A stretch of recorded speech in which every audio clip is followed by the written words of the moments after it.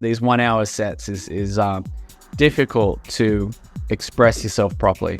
I was in the automotive business. I was selling cars. I was selling Porsches. Culturally, I didn't fit in there as well as what I'd hoped. So I moved to Los Angeles, GABA, like the constant hard techno. I hated it. So I was a bike rider. I'd gotten into the sport of racing push bikes.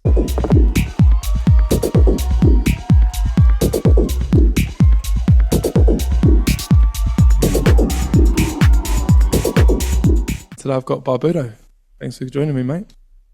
Thanks for having me, Brad. I like your setup and I like your program. Yeah, it's still in the making, like I previously sort of discussed. But I mean, you're not going to see this mess here, so that's good. Yeah, it looks good though. It looks clean. Yeah. So I'm going to start basically what I do with all my guests is where did you grow up and where did all your music journey start? Like the influences and your early life as growing up. Yeah, so I mean, I had quite a bit of a mixed life, having been born in Australia and primarily grew up here. But when I was 8 years old, I relocated to the United States. My mother, after splitting with my dad, had remarried to an American, and we moved over there. Well, I was young, as 8 years old, and I stayed over there with my mum for about 5 years. Okay. And then I came back to Australia to and did some high school. I lived in Sydney, and that pretty standard schoolboy life really. And then when I was 16, I was an active cyclist. I was a bike rider. I'd gotten into the sport of racing push bikes. Nice. And yeah, really enjoyed it. And it was something that was done, with other family members. My mother's side, they're a very active cycle racing competitors. So I'd gotten into the sport, through that familiarity. And that had progressed to where I was given an opportunity to race bikes on a full-time scale with a racing team in Holland. Oh, wow. So I ended up moving over there, and I ended up staying over there for close to 5 years.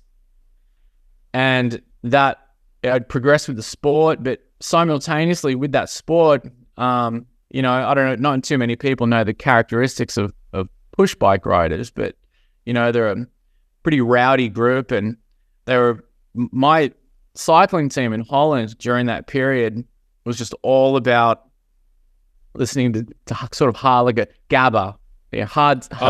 Yeah. If you remember. So that was always playing, we had a team bus, and we'd go to races, and it was just constant GABA, like the constant hard techno. Yeah. I hated it. Yeah. I was as a kid coming from Australia at the time, I was, just more into, rock and bit of metal and stuff like that. AC/DC. Yeah, for sure. But look, it sort of grew on me, the music. Yep. In 1996, so obviously going back a long way, probably further than what a lot of your listeners were even born by then. But I was on my way back to Australia, and I stopped through the United States. I wanted to maybe visit some people who I had, grown up with during that short period when I'd lived there from like 8 to 12. I had some friends that had been in contact with. And I wanted to just kind of hang out and check it out. So I went over there, and it was meant to be for a few weeks. Well, 24 years went by. Oh, and God. Wow. So opportunities kind of came up, as I was over there, and those opportunities were attractive. I put the whole cycling push bike racing career, I just put it to the side. And I did a whole bunch of different things over there. Part of that was getting into DJing. I started going to what were, globally, those, the late 90s, early 2000s, the mega rave scene. Mm-hmm. I found really fascinating and really enjoyable. So mostly because of the music and the DJ skills and DJ etiquette, I found to be really fascinating. So I picked up myself a set of the Technics 1200s and started going to the record store. You like everyone, like all the DJ. This predates internet. I don't think we had. I think internet might have been slowly kind of rolling out, but bit of dial up, yeah. Bit of dial up, yeah. But there was, they had. I can remember there was a calendar that you could log on to, and you could find the parties. Oh, really? Yeah, you could find the parties, in the San Francisco Bay Area. I can't remember the name of it, but there was some great events, and it was really inspiring. So yeah, so that's how I got into it initially. So I picked up, that was 1999. Oh, wow. And started DJing back then, and I was mildly successful at a local level and played pretty often, played every weekend. Back then it was quite a bit different with the way that you would collect the music and the way that you would find yourself DJ gigs, not having, social media, and I guess mostly word of mouth.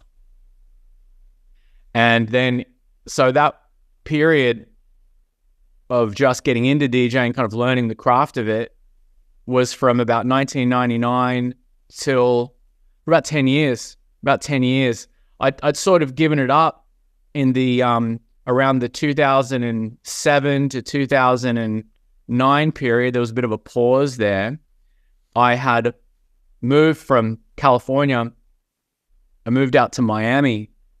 I wanted to see if that would be a better fit for progressing as a DJ. And after a pretty short period in Miami, I realized that it was as much as fun as it was to be there, because I really enjoy being in Miami, and I enjoy the DJ lifestyles that they have out there, the clubs and the parties. It's busy. Culturally, I didn't fit in there as well as what I'd hoped. So I moved to Los Angeles. Okay. And that was in late 2007, and I was out there for a few years before I was in the automotive business. I was selling cars. I was selling Porsches. Oh, wow. Yeah, I got a job selling brand new Porsches from a really cool boutique sort of Porsche dealer in Torrance, California, which is a little bit south of Manhattan Beach and southwest of the city of LA. It was really, really fun, and got to drove the cars, sold the cars, made some pretty good money. I lived in a beautiful place near the beach. Then I'm not sure if too many listeners would remember that, but in 2008 there was a massive, in the United States, I'm not sure about in Australia, but in the US specifically, it was a massive financial crash. Yeah, I remember that, 2008, yeah.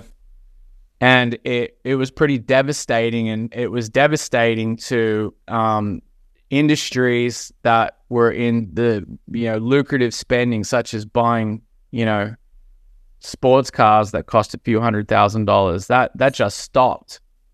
Yeah. So that stopped the income, and in the US, if you're in that sort of sales, you're on commission. Yeah. Commission only. There's no income that they give you. You just get commission 100%. Mm-hmm. So with the bank account plummeting, the savings account plummeting, a mate of mine in Austin, Texas, who had moved there, a ex-rave promoter from Northern California who used to put me on gigs, said, hey, why don't you come out here? We've got a room, rent the room. Austin, Texas at that time, which was 2009, had started to trend heavily as far as sort of a place to be, a remarkable city in the United States. Mm-hmm. So I went out there in 2009, rented the room, eventually got my own place, and I had a solid run of about 12 years in Austin. Nice. And Austin was a very, very special place. It still is special to me for personal reasons, as well as being arguably, some people say, I'll say it, probably the top 1, 2, 3 cities in the US. It's a great time. It's a great city. Great. I'd love to go there. Yeah, look, you'll definitely have a good time, whatever it is that you do there. Whether you want to eat food or go to a nightclub or whatever, it's a great city. Mm-hmm. So I had a really good run out there. Got involved with lots of different nightclubs, so many different projects, and I became a successful DJ in Austin, and I DJed all the time, and I was able to do it from that point on. From when I moved out there in 2009, from 2000, and this is something that we touch on when I'm teaching here now, is becoming a DJ. How aggressive I marketed myself really aggressively for a couple of years. From 2009, I didn't really get too many bookings as when I first moved there, because no one knew who I was. So I marketed myself, and I went out a lot to meet people. And then around 2011, 2012, I found myself DJing, 2 or 3 times per week, and nice. That did really well. We did some really great parties, we promoted parties. Myself alongside a couple of other DJs, we put parties on all over the city, and they did really, really well. That's wicked. And then I was playing a variety of music, pretty much all across the board. Some house and some techno, tech house, underground stuff, but not specifically a certain style per se. In 2015, we had a really great nightclub in Austin called Kingdom. There's a Kingdom there now. It's the second Kingdom, but the original Kingdom was a really special place. Mixmag gave it, top 20 DJ booth in the world.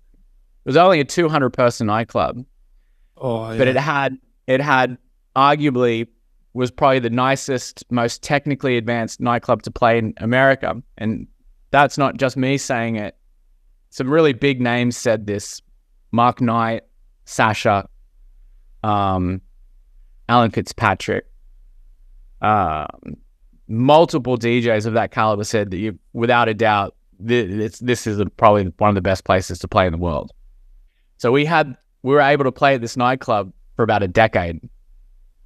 I was playing at it pretty much every week. So it was a real pleasure to have this, creation at your fingertip. And so I started bringing out some techno DJs. Mm-hmm. And one of them, Sion, who at the time owned a record label by the name of Octopus Recordings, which I think is still around. Yeah, I think it is, yeah. Yeah, I think it's still around. And we came out and we linked up, and he said, have a crack at, making some music that's the sound of the label, and we'll go from there. So I had started producing in 2007. I found it difficult, and I think everyone finds it a bit difficult in the beginning. But in 2015, I really put my head down and I was able to figure out a way to carve out some EPs. for the label, Mm-hmm. of which the final one that I did was remixed by Enrico San Giuliano, Yeah. and that really kind of helped to escalate things.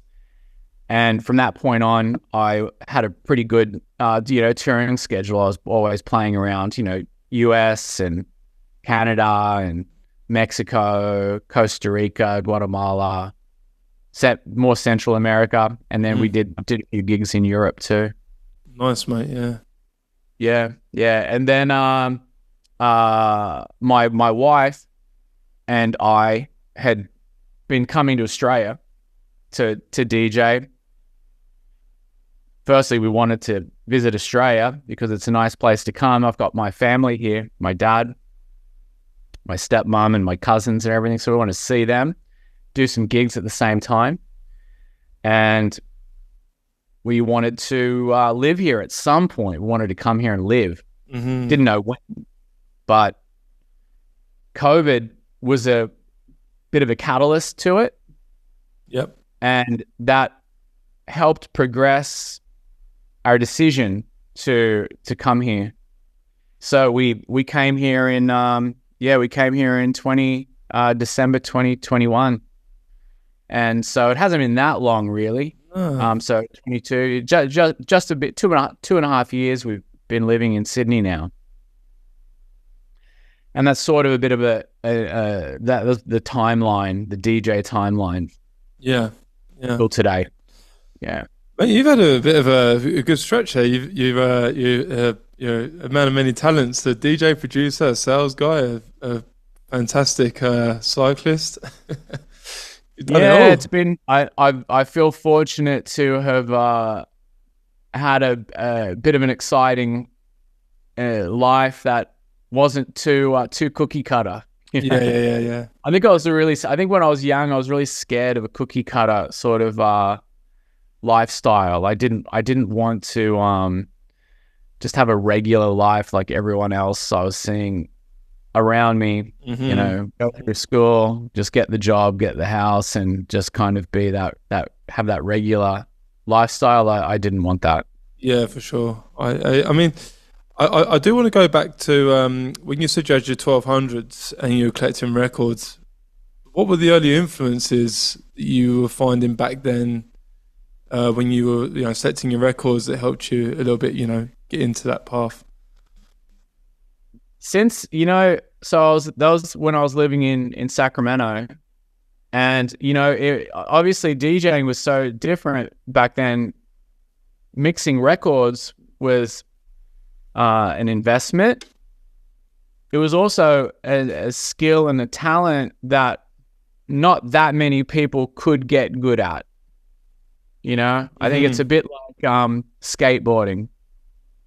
It's not that you can learn how to do it, but you see the skateboard tricks and stuff on TV, on your screen, and the flips and all of this sort of thing. That's a minute percentage of people who can actually do that. And articulately and perfectly mixing vinyl is a bit similar, right? Like it's just not as easy as what it is today. Yeah. So I had to teach myself because there was I just didn't know anyone in it. There was no one really to DJ with. So I would rely a lot on the record store. There was a record store in Sacramento, Imagine Music. So I should give a shout out to James Takashiba, Eddie O'Doul. They ran the store, and they're still around, both of them DJing. Oh wow! And Eddie O'Doul, by the way, is probably one of the top 2 or 3 most technically skilled DJs on the planet, but just DJs in Sacramento. And I'd rely on them to sort of set me up with music to listen to when I'd go in, and it was pretty much all over the place. I'd have everything from deep house to techno. Mm-hmm. Probably at the time, the majority of it was a West Coast tech house sound. Yeah. So I guess that would translate to more of a tribal house. would be the majority of it. Okay. But I had a good collection of everything. A lot of deep house, a lot of funky San Francisco, Chicago style deep house, because that's what you could, when you got booked to play in local nightclubs for a Friday or a Saturday night. That's what you could get away with playing without being too commercial. Like, I didn't want to play commercial music, so you could get away with some funky underground house. The club would be okay with that. Yeah. You couldn't play techno. You couldn't play like that driving underground techno at the local downtown nightclub that was trying to sell drinks to all the different age groups. That you could get away with that at a rave, but not so. So I had that sound as a basis for being able to play out around the clubs, and then a bit of underground techno for when you got the rave bookings and stuff like that. Yeah. So I guess that was the influence. Carl, without being too stereotypical, back then, I guess Carl Cox was my real go-to for inspiration. Yeah, legend, yeah.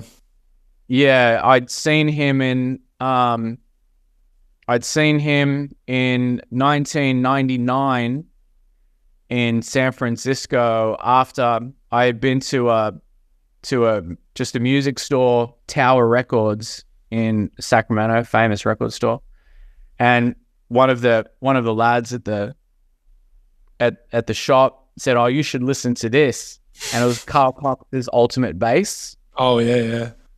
And I think I just listened to that. I think it was the only it was CD. I think it was the only CD in my car for probably about 2 years. Just and then I'd seen him in San Francisco play. It was Trevor Rockcliffe, Christian Smith, and then Carl Cox. Nice. And so that was a real, and back then it was so cool because they put the decks were down on the floor. Yeah, he was in amongst the crowd, that sort of thing. Yeah. Yeah, so you could be down there, you could watch it. You could really watch the mixing.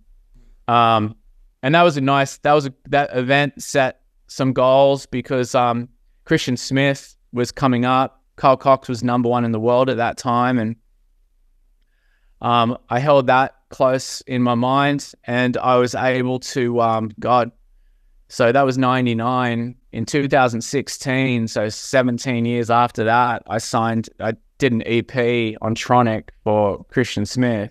Nice. And I played with Christian Smith probably 3 or 4 times around US and Canada.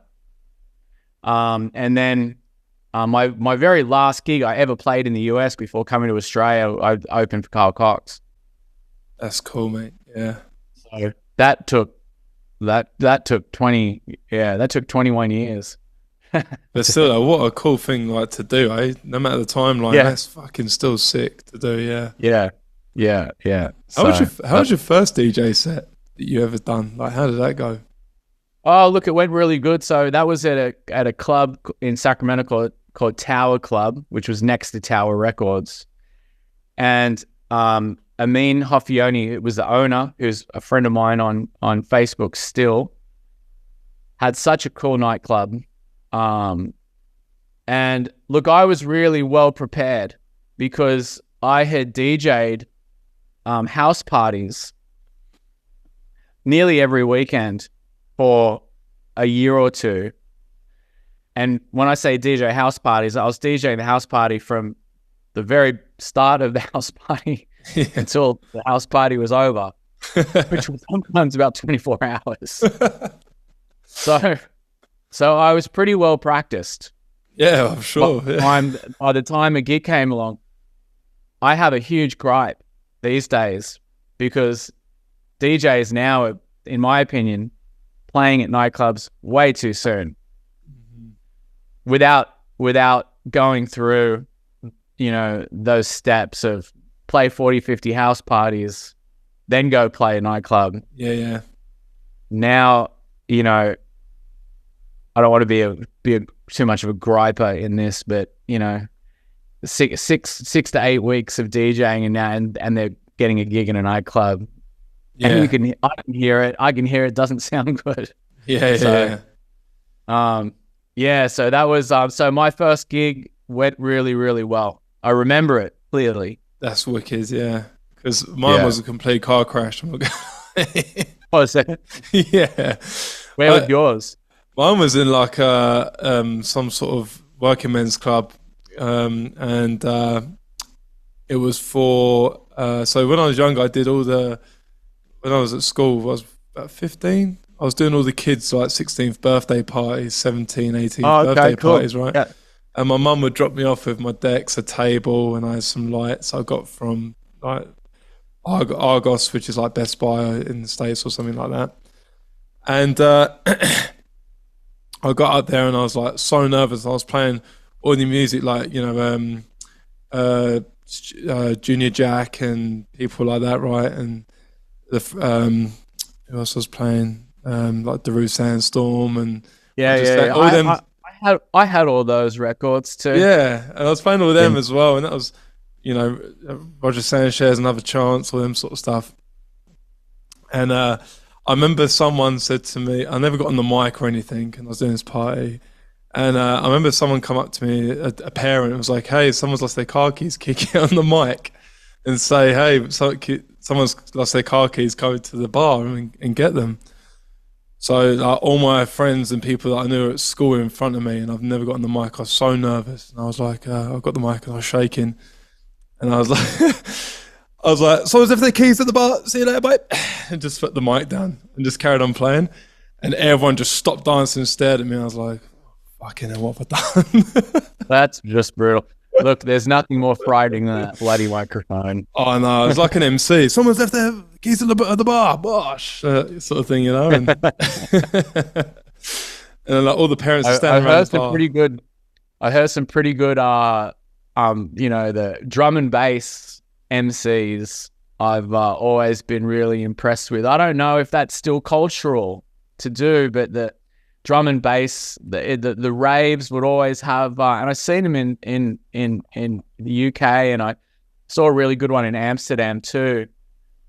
Just that old-fashioned style of hosting a drum and bass event. Yeah. I've been to a few, man. Yeah, I have. So I really appreciated that talent. Yeah, because where I grew up, it was mainly drum and bass, and a lot of the young guys, they're trying to become MCs, right? And I was DJing at the time, and my friend, we called him Lightning, but his DJ name was Dr. Pure. And we would play drum and bass, and all these other guys would be on the MCs. It would be like in a shed, back when we were like 18. Yeah, it's cool. Very cool. I couldn't do it. I wouldn't know. I can't even speak properly half the time. Very talented style to do. Definitely, yeah. So I'm going on from like the Sacramento like DJ sort of career and stuff. How was it changing to like Texas, like, and that sound? Because obviously, like you said, in San Francisco is like that tribal kind of West Coast sound. But how was it like in Texas then, playing there? So it was a small adjustment for a short period of time. Mm-hmm. When I had moved out there, DJing and parties were pretty well established.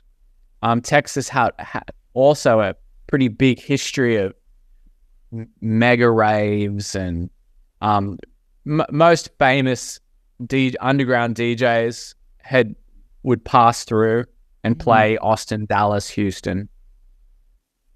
So it was an established scene, just not as established as what it is today. When I started throwing and promoting parties, I'd always wanted to play more underground, some underground techno, some underground, more heavy tech house. But look, in the beginning, we'd sort of lose the crowd, if we just did that.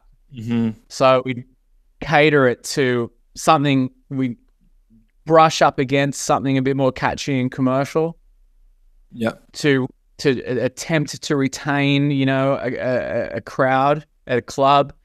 In Austin, there's hundreds of places to play. There's so many bars and small nightclubs, big nightclubs, it's the per capita ratio is off the charts. Oh wow. Okay. So it's not you can convince a bar or a bar manager to give you a night, Cool. and they'll traditionally pay you a percentage of the bar sales. You wouldn't necessarily charge cover unless you were bringing in someone significant. Mm-hmm. You can go so many places in Austin for free, go in places for free, and there's good DJs. Wow. Okay. So you know, you try to retain a crowd because people would come in, they'd pop their head in, have a listen, and if they weren't into it, then you just go next door. Okay. Yeah. So you'd have to adjust to hold your crowd. Okay. They just or they literally just go next door. We'd play places and there'd be DJs playing different styles of music. At the time, there was a lot of dubstep. Oh, okay. Yeah. Dubstep was probably the biggest, most powerful sound in Austin. Austin was a mecca, was a real hub for dubstep. And we were at the time playing more underground, techno, underground house, tech house, whatever. So we were a bit of a stepchild of sound at the time. So we'd have to adjust to catering to keep people at the party. Mm-hmm. Then as we grew and we got more popular and the branding became more popular, we had done a party called Bass Market. We had a catchy logo. We did lighting. We did, the gobo lighting on the walls and the fluorescent lighting of the logos. And we started doing a lot of branding. And so now we'd get people to come on a Sunday. We'd get a few hundred, 300-400 people on a Sunday, which for a small town like Austin on a Sunday was a lot. Yeah. So they'd come, and now they were coming for the brand of the party. So we started just playing what we wanted to play. And then from that point on, it was pretty much just we were able to play our own preference style. Okay. Which was anything from, we always curated the parties. They weren't genre specific as they are today. Another unfortunate gripe of mine is a lot of parties today, I seem to feel as though it's the same genre, tempo, and BPM from start to finish. Pretty much, yeah. Yeah, I feel similar to that a little bit, yeah. Yeah. And where we wouldn't do that. We'd start with disco, deep house disco, go into some house, go into some tech house, go into some techno, and then maybe go into some progressive at the end. A pretty tried and tested pattern of music curation. Mm-hmm. So that progression, it just allowed us to kind of express ourselves as our own brand, and we'd hold the crowd that way. I think they're really good valid points that you mentioned, because like you said earlier, you're having to do all them house parties and understanding, keeping the crowd. Like when you're playing like a residency or playing a bar, for example, you can't really. I had a discussion with someone the other day, actually. You can't actually play what you want. You kind of have to play to keep the punters in, to keep the customers in. So you kind of, like you said, have to play some of that commercial kind of stuff, and you kind of learn how to, read the crowd doing that way, right? And that's kind of a good valid lesson of doing that, instead of like 6 weeks. True. And then it is true. I mean, I don't notice it today, but back then, you'd have. I can still see it in my mind. You'd have, you've got a dance floor. You work hard to hold the dance floor of 50, 60 people. At your small grassroots party, you want those 50, 60 people to stay. And you'd have what you say, the word punters, just the people who just want to have a good time. They're not DJ culture people. They just want to have a good time and listen to something that they like, whatever that is. And so you want to cater to them because they could be a big group of people. But then you've also got other DJs or DJ cultured people. You can see those people too. And you're and you're like, so, well, I'm not sure who to play. I mean, you're playing to two different people at the same time, trying to, impress the DJ cultured people, but keep the punters from leaving at the same.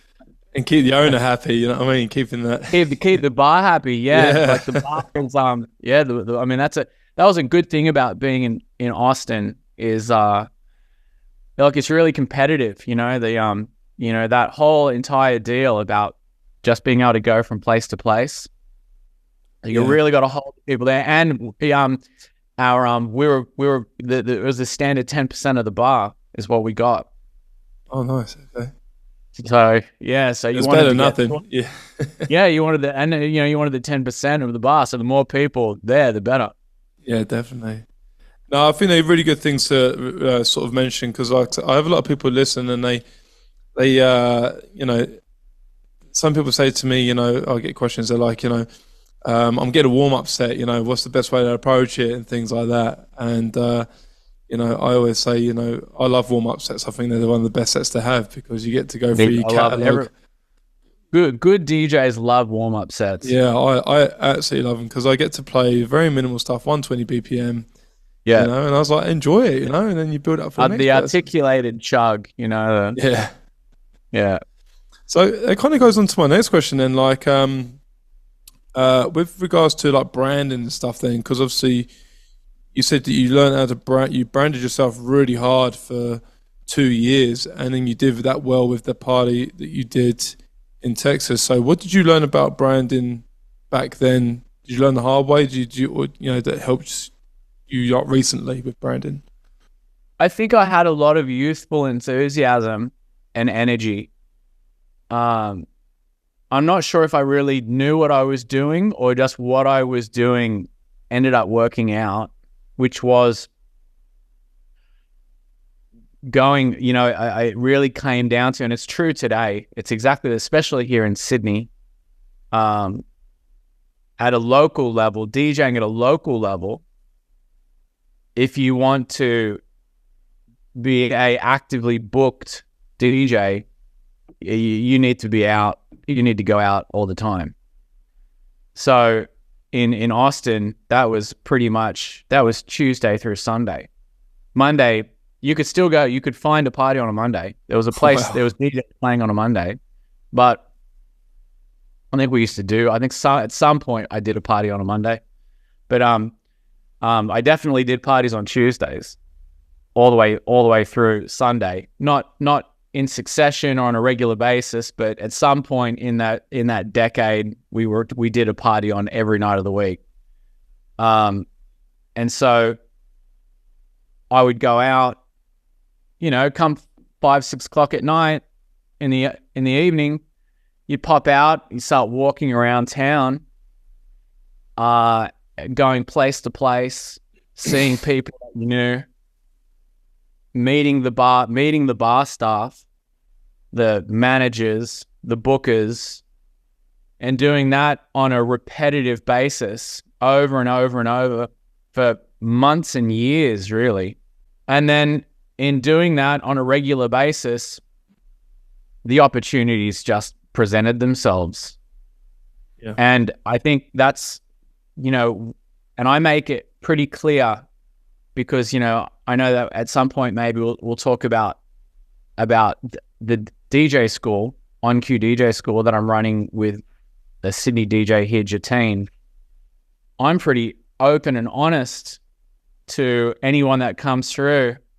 They want to learn to DJ, and we establish some goals.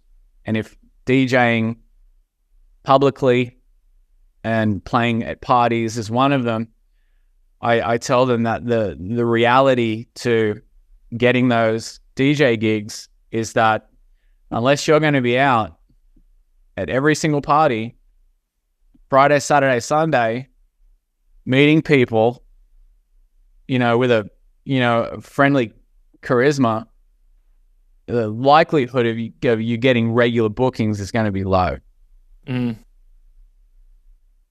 And that's what happened to me, in Austin, was just really just going to every single party, Yep. every significant party and every small party too.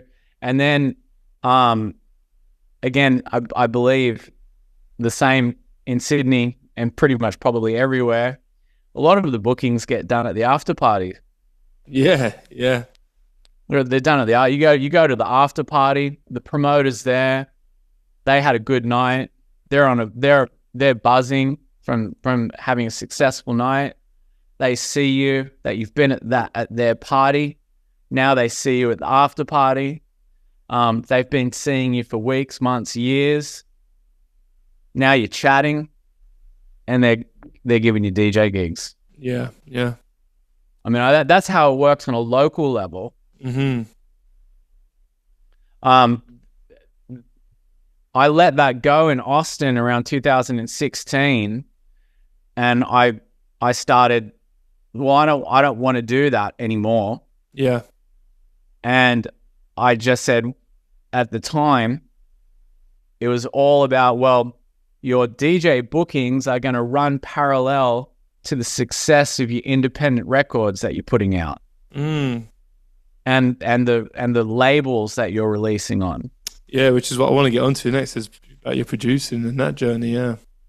Yeah. So you start to get, I was able to, look, I'm admittedly, I can't produce at the pace of a lot of people who I know, but I'll squeeze out my ratios. I'll squeeze out about two EPs per year that they'll go in the top 100, and they'll get on a label that everyone knows. And that tended to be, and then a bunch of semi mid-level projects to fill in between, and my own label, Mavic Music.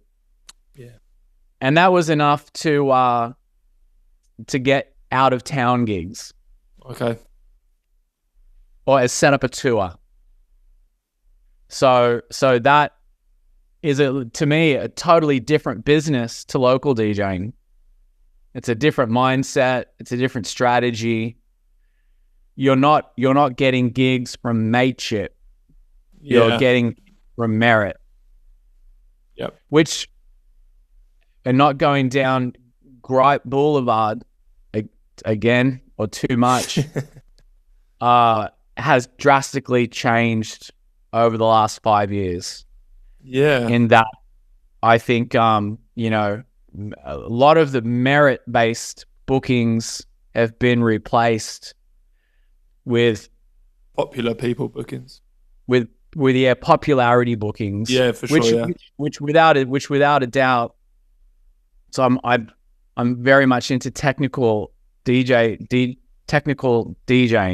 Mm-hmm. The DJ sets these days, even from the world's biggest, they can be pretty mediocre. I've heard some compared things. to what, so go on. Yeah, just compared to what I was accustomed to when I was, kind of progressing, and I'd seen DJ sets and DJ skills that were not just impressive but also intimidating. Okay. And that intimidation, I'd seen a couple DJs, some of the Los Angeles DJs, Drum Cell and Truncate, DJ in Malta, Jewel Kid, who just went from techno back to house, whose technical DJ skills I found intimidating but inspiring. Oh, okay. And I don't see that sort of DJing anymore. Oh, I see what you mean. Yeah. We see popularity, but we don't really see a emphasis on skills and talent and journeys as well, right? It's like some sets I've been to, like it's like watching a movie but listening to a movie. It's kind of like there's like gripping. Yeah, there's like a beginning and then it leaves a cliffhanger for a bit, and then it's like and anticipation and a bit of anxiety between the mixes, and I saw Noir Ministry of Sound in the UK, and when I watched this set, I was like, freaking hell, because where I was to local, like in Maidstone, it was where Nick Van Truly's from, and we got to see the likes of Horton and Sasha Digweed, Carl Cox, Nick Van Truly, Hector, and all these people come to a small town, and they took you on a journey. Do you know what I mean? Of like really cool music. Oh, And I know it. Yeah, oh, yeah. fantastic! I even listen to stuff now. Like I grew up on CDs with my dad used to buy the Ministry of Sound annual in 1998, Pete Tong's mix. And that was just incredible. Like I go through the track list on the little paperback in the CD case, Yeah. right? But Yeah. he would mix it, and I'd put it on my the hi-fi system, right? And Yeah, so I don't know if that style is even a thing anymore, like, and yeah, also the DJ sets are short. yeah, that's another thing. I saw a set the other day, and this is what I was going to ask you about actually. Like the challenges now was like I saw the other day there was five back-to-back sets, all in an hour set. So each DJ is only getting 30 minutes to play, you know. Right after this chat that we're having, I've got my first student of the day, and then I've got one this afternoon, and they're doing a competition that's here in Sydney called Your Shot. Okay. I think I'm not sure. I believe that the Your Shot is somewhat of a franchise in which I believe that it may participate in other areas too. But they get a 25-minute DJ set. Okay. So I'm helping each DJ prepare for a 25-minute DJ set. Like a mini mix kind of thing, yeah. Kind of a mini mix, yeah. Yeah, that's cool. I think it's good. I think it's good to for these DJs to immerse themselves into the experience and the challenge. But I make it pretty clear that that this style of preparation, it's healthy for the skill set, but it doesn't translate to who they are in 25 minutes. Yeah, definitely. And that was one of my things when I talked to you earlier about playing at Gorgamish in Vancouver. Yeah. I'd played there last year for it was my third or fourth time, and Graham, the owner, he's a real OG. He's been running this place for about 18 years now, and picks the DJs just purely off music. I don't think he cares about the social media side of things. Just wants the music because the crowd's there. Who doesn't matter who's going to be DJing, crowd's there. He's just going to say, I'm going to book the best sound for my patrons. Yeah. But you get a long time. You get to play for like 4 hours. Oh yeah, it's a good like it's 1 till 12 to 8 in the morning. Yeah. So I started last year at 4. Wow. So I played from 4 to 8, and it was just, it was just really just a proper. I'm like, gosh, like so there's that place, and strangely there's another place where you can do a really long set. Was in Reno, Nevada. Oh, okay. I played there from 9 to 5. 9 till in the morning, 9 at night till 5 in the morning. Yeah. Oh yeah. Wow. Freaking hell. And so I'm okay with that. I can, no worries. It's not like a strange accomplishment of endurance or anything. It's just cool to be able, like kind of what you said earlier, start with some minimal at 120, and then I don't know where you're going to end up. Build it up, yeah. But you're not really planning for those sets, Yeah. You're just kind of taking each hour as it comes. So that to me is the real test of a DJ. Not 1 hour. These 1 hour sets is difficult to express yourself properly. It kind of makes me want to go on to your Mavic Music then, like the and also your DJ school as well. Because obviously we're talking a lot about the DJ and stuff. One question I quick want to ask you is, how did you go from, like you say, doing the local party for your mates and transitioning into that international like lifestyle of touring? How was that a change for you, like being a new person into that life of touring? Like what adjustments did you have to make? Like, how did I do it? Yeah, like how did you take it? Like because obviously if I left my day job to tour, I'd be like, oh my god, like Oh, right. Like, how did I yeah. do it? Like, financially? No, not just financially, but um, I know like it's a whole different world. Like you're going to experience of touring, and how did you take it? No,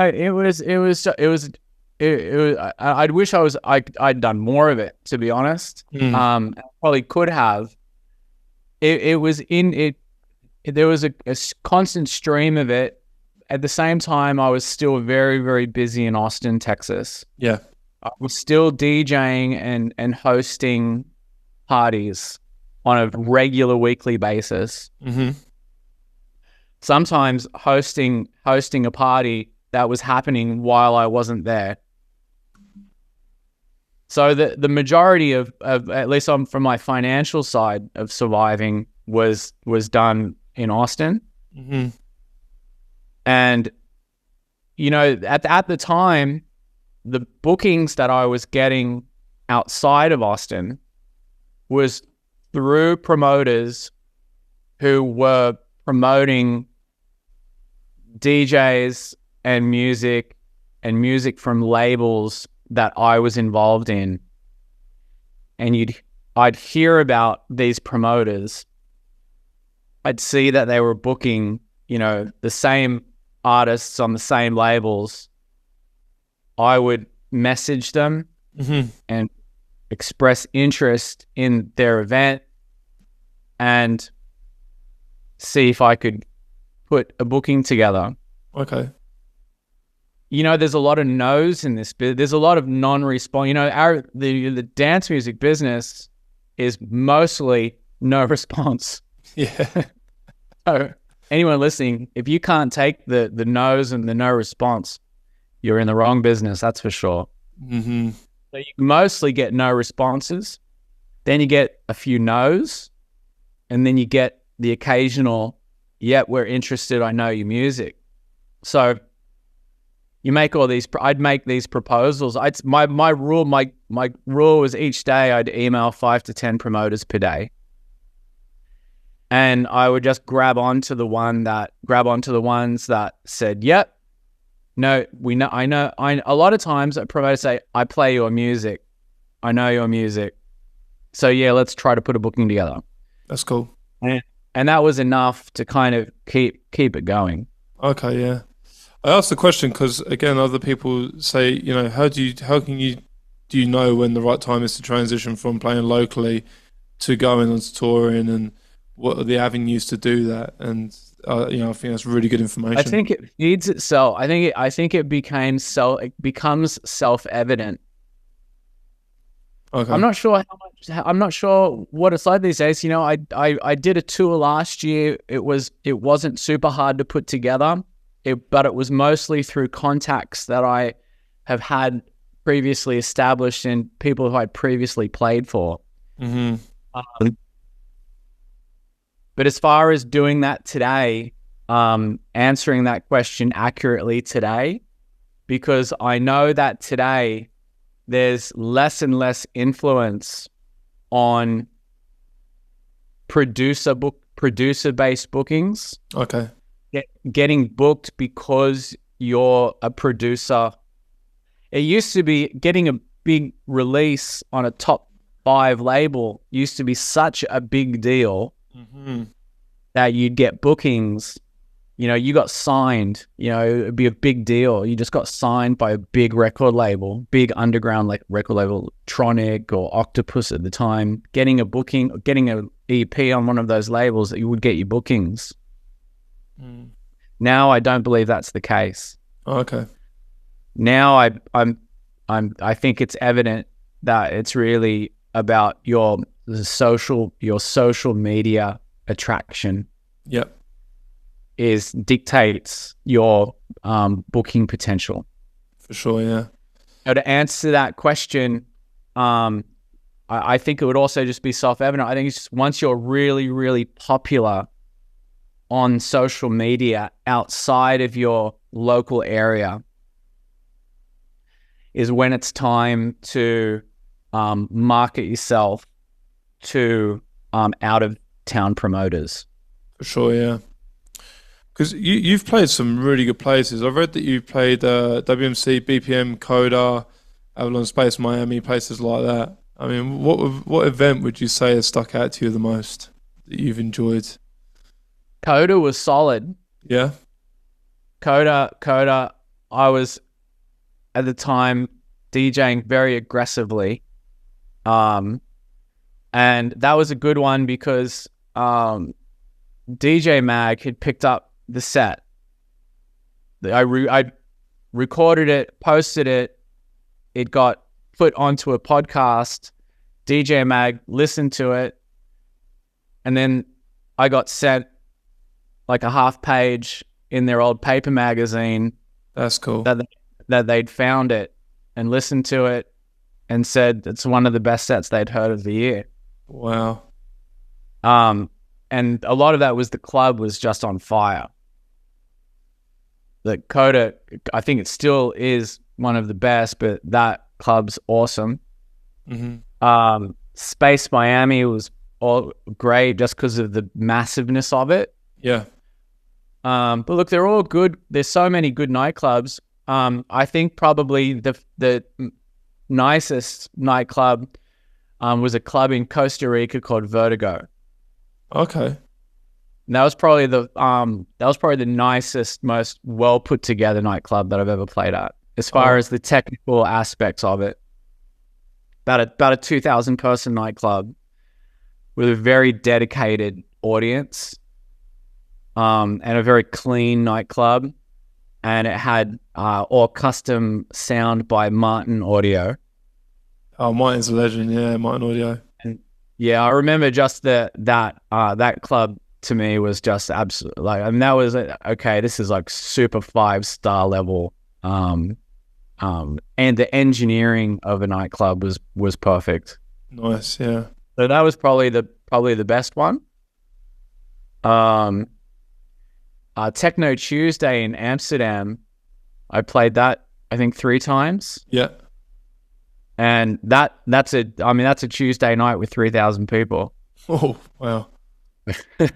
That one's still going, I think. Yeah, yeah. What's kind of like the worst that's happened to you, like DJing? Is it like, what things haven't worked, and I always ask this question because people always feel like, oh, what if this happens to me, and it's good to kind of... Oh, look, I mean, I think like on a career side, I think for me, I don't enjoy the social media marketing side of DJing. Mm-hmm. I don't do much of it. I don't really do daily posts and things like that. Yeah. I've pretty much let that go, and that but that sort of has segued from now I get less bookings. I still get enough bookings to be happy. Yeah, yeah. But I don't push that element, which is the most important element of DJing. Okay, yeah. So that's probably been, and a bit of an emotional struggle also to not participate at the level of bookings that I used to. Yeah. Australia is difficult. Australia, there's no middle ground. Australia likes its local DJ culture. Yeah. And it likes big international famous acts. Okay, so there's no like sort Nothing of in between. Oh, okay, yeah, gotcha. There's no in between. Okay. And I am admittedly in between. Okay, gotcha. So I don't really participate in either one. Okay. It's easier for me to get a booking overseas than it is in Australia. Oh wow, okay. But with that being said, we could move on to the school. Yeah, I was going to quickly ask about it. Yeah. Yeah. So, because admittedly, I don't want to do that sort of social media marketing side of it.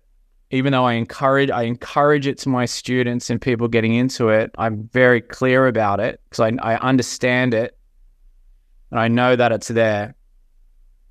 So I push my students in doing that hard. But with me not doing that, that means that I'm doing less gigs, less touring. So we developed the DJ school because I have a pretty good knack at explaining the technical aspects of DJing and demonstrating it. Yeah, yeah. And now most of my time, pretty much all my days, are filled with that one-on-one coaching. Yeah.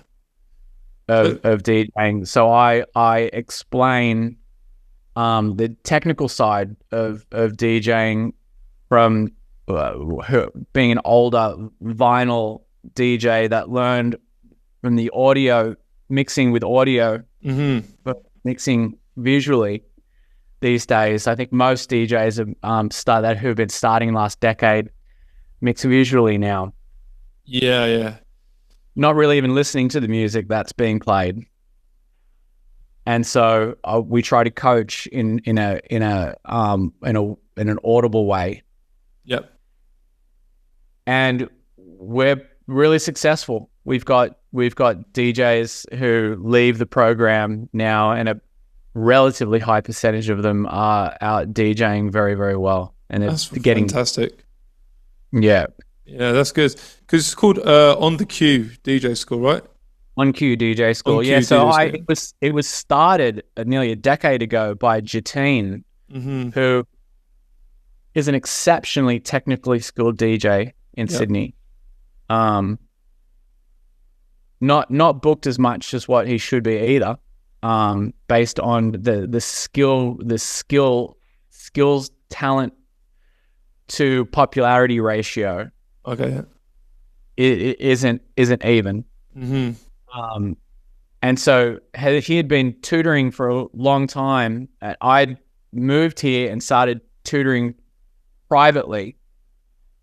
And then we combined, and I joined into what he had already called On Q DJ School. That's cool, yeah. And so, and I mean, look, we're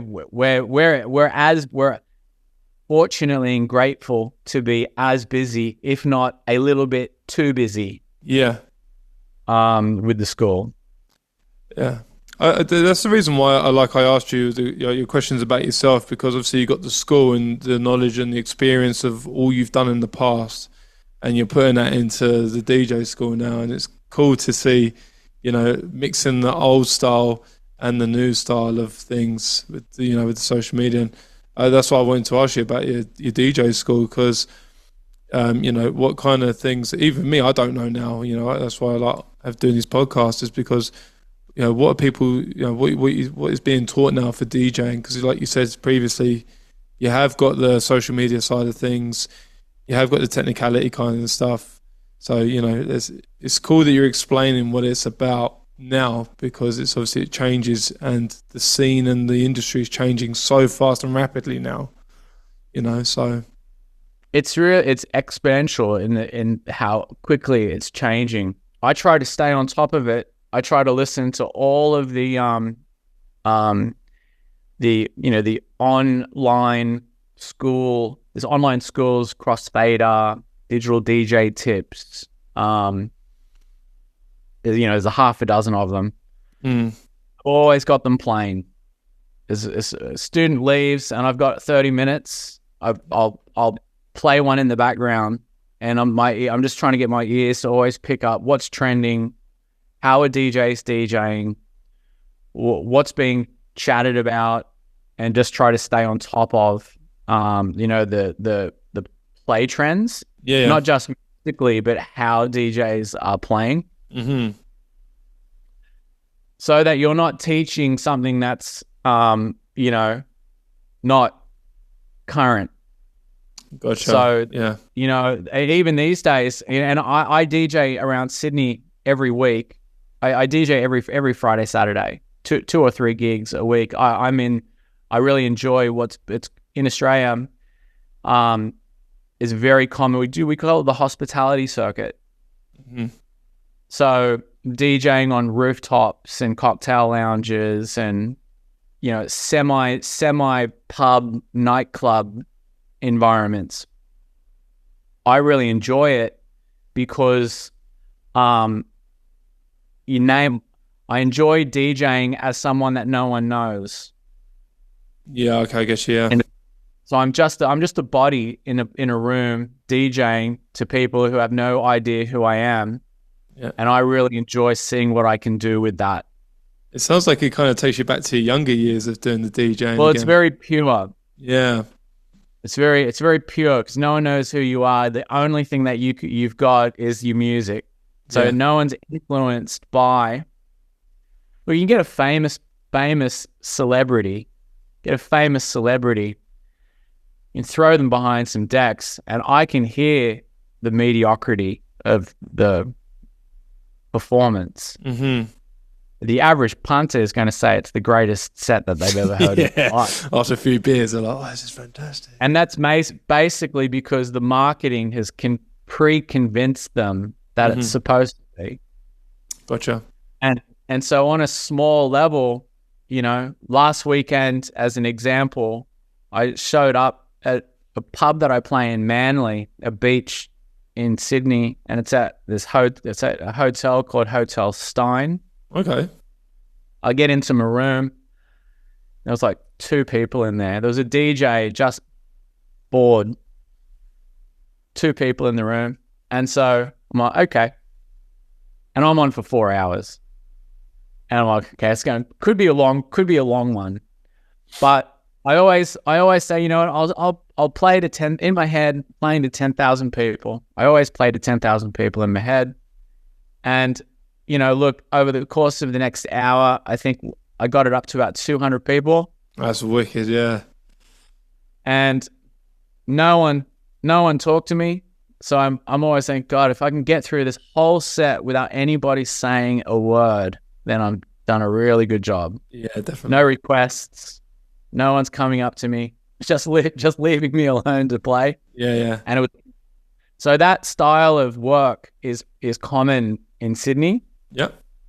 And it's you know, it's not as glamorous as flying somewhere and having your name on a poster. Yeah, yeah. But there's sort of a bit of a raw kind of a feel to meditative challenge to it. Yeah. I know what you mean. Yeah.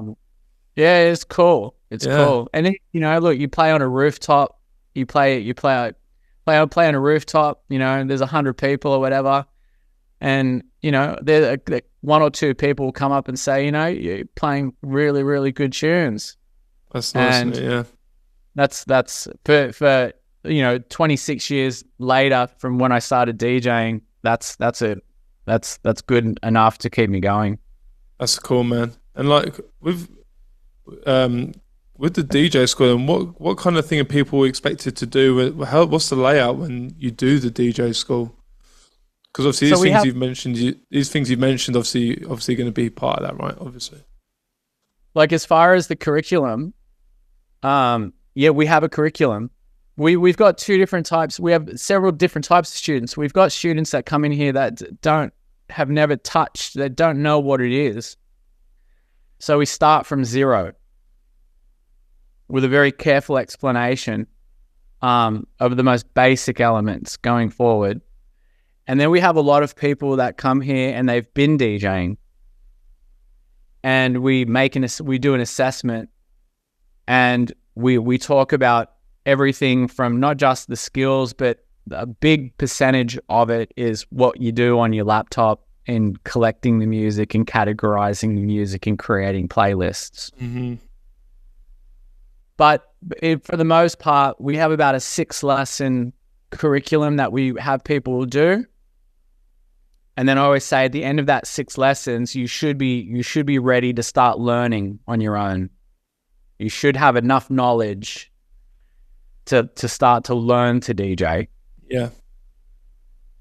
We have a competitor, and I should be careful about saying anything derogatory. I don't want to mean it in any way, but you know, a month or two into it, there's no way that you're ready, in our opinion, to play at a nightclub. Yeah. After a handful of lessons, but you're ready to start learning. For sure, yeah. After a handful of lessons. Yeah, it's like when I did my apprenticeship, they said to me, the real learning starts after you've done your apprenticeship, you know, kind of thing. That's true. That's the same thing. Yeah, yeah. That's the same thing. Yeah, now you're ready to go and start to figure it out. Yeah, for sure. And what kind of setup would you recommend or advise new people coming in and learning to get? Like, obviously you wouldn't say get CDJ 3000s, but like what would be the good baseline thing you would recommend people start with? So we because budget for 90% of our students coming in here, you know, look, money's tight these days for most people, even relatively successful people with a nice job don't have just thousands of dollars laying around. So in order to stay inside of the record box system, we recommend just the basic FLX4 DJing off your laptop. Mm-hmm. So we do a combination of how to mentally adjust between your FLX4 setup. If there's more budget than that, of which sometimes there is, then, you know, we'll scale that up from there. Okay. And then we have the 6 lessons on the 3000s that I have here, as well as follow-up sessions where I have a lot of DJs, they'll come here once a month for a brush up, or common is to come here the week before a set. You know, if you do have a gig at a nightclub on CDJs, is to book in here for a practice run, maybe an assessment session, bit of a rehearsal the week before you have your gig. So you're not too flapping around like a duck out of water. Even for me, if I haven't played for a while, jump into a nightclub, it's loud, it's intense, there's pressure. You know, you fumble around a bit in the first 10 minutes. So to have that rehearsal set a day or two before your gig, we'll do a lot of that here. That's cool, man. Yeah. Yeah. So the FLX4 for a budget, and I just played on. We had a session last week. Someone brought their new FLX4 here. I loved it. Yeah. I was DJing on it and mixing, and it was great. Yeah, that's cool, man. No, I'm glad you mentioned it, because you know, a lot of people ask me the same question. Like, oh, what should I get? I'm like, well, what's your budget? You know, have you got a laptop? Have you got this? Have you got that? And it's good that you mentioned that, because it's, you know, when people listen back to this, but oh, okay, I'll have a look into that particular setup. So yeah, it's good that you mentioned that. Yeah. I don't want to cut our chat short, but I'm a few minutes away from starting a lesson. That's all good. No, I've enjoyed the chat, mate, honestly. So I hope we've covered what we needed to cover. I don't know if we've really left too much out. No, I just, you know, learning about you yourself and the school, and you know what you've done, and you know, it's just more about, you know, what you yourself and your journey and influences and what you've achieved, and the school that you've started now, and helping out other people come up in the ranks, you know, and learning stuff. I think it's a good story and journey you've explained there. So great. Yeah. Great. I think it's just a matter of being on the up and up and staying positive. Yes, mate, definitely. Like I say, this is just a great casual chat, you know, to learn more about yourself and things like that. So I appreciate your time, mate. An hour and a half, nearly an hour and a half has flown by. Yeah, I know. Yeah. Have you enjoyed doing this? Have you, you know, is it something? Yeah, great. Just let me know where the outlets are going to be to where I can share it. Yeah, be Spotify, Apple Podcasts, and YouTube. So, oh, great. Yeah, great. I've done a couple of these before. Yeah, put them out there, and generally have gotten feedback. People have written some short DMs that they've listened in and stuff. So, I hope hopefully get the same. I hope I've done a good job, and I've done a good. Yeah, it's a really nice setup. So I hope that you keep it going. Yeah, man. This is like my project now. Kind of like I said to you, I've taken the DJing and this is kind of my project now. So because I'm more home for my kid and everything, so you know it's more my thing now, and I enjoy doing. I love hearing people's stories, mate. I really do. So I'm a bit of a geek really when it comes to it all. So yeah, that's great. Yeah. Well, let's make sure that we stay in touch and sure, man. Yeah, definitely. Maybe do it again. Yeah, no, I appreciate your time and appreciate the feedback. 'Cause I'm always trying to get better and better every time I do it. So always trying to improve every single time I do one. So I can't appreciate it. You give me your time. I know you're a busy man, so I appreciate it more than anything. Oh, it's a pleasure. No worries at all. Got me up and moving about at a good hour. So I can be a bit lazy in the mornings, so I feel like that now. It got me out of bed and a couple cups of coffee down the throat, and I can start the day with a bit more energy now. So nice one, mate.